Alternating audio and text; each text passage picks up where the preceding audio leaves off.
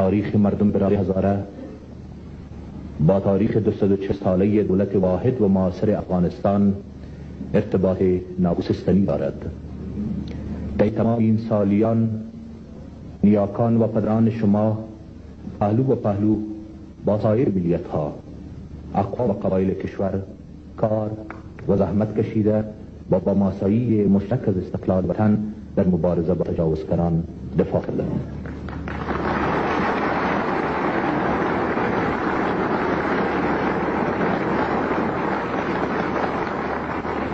در تاریخ مناسبات متقابل ملیت هزاره با دولت افغانستان صفحات گوناگونی ثبت است.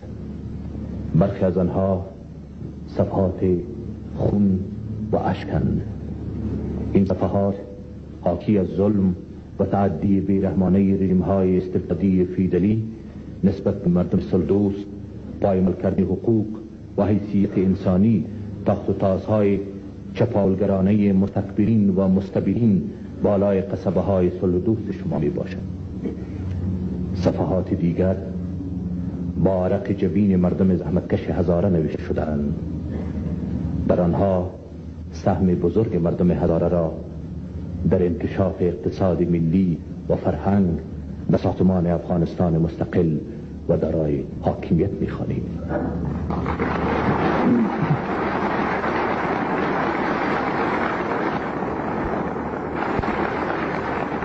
زحمتکشان هزاره همیشه با آبله دست و عرق جبین خیش نان خوردند و هیچگاهی با همه بینوایی و بیچارگی دست به گدایی به سوی کسی دراز نکردند.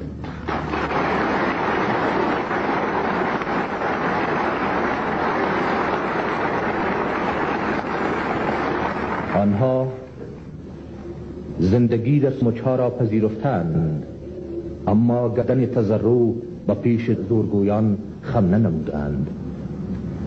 به گراج نشینی ها تن در دادند، اما از چشم دوختن به مال دیگران ابا ورزیدند.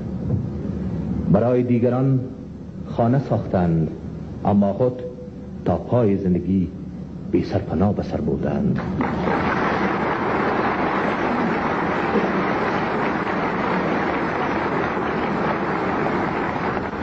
برای این و آن نان و آب تهیه نمودند، ولی خود با شکم گرسنه شب را به صبح رسانیدند.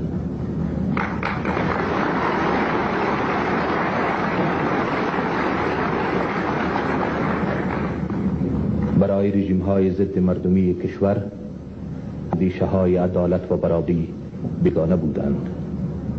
امیرها و شاهان با اشتعال خصومت ملی بین پشتونها، تاجکها و هزاره‌ها مردمان آزادی دوست را مطیع خود ساخته و تحت ستم استثمار بیرحمانه فیدلی نگه می داشتند. حکمرانان مرجع افغانستان زحمتکشان پرغرور هزاره را برانده شدگان جامعه تبدیل نموده بودند. در سالیان گذشته شاق‌ترین کار و پایین‌ترین معاش، فقر و بیسوادی و نابرابری ملی و اجتماعی نصیب ملت هزاره بود. انقلاب ثور این رستاخیز سترگ به ظلم و ستم و بی‌عدالتی پایان داد.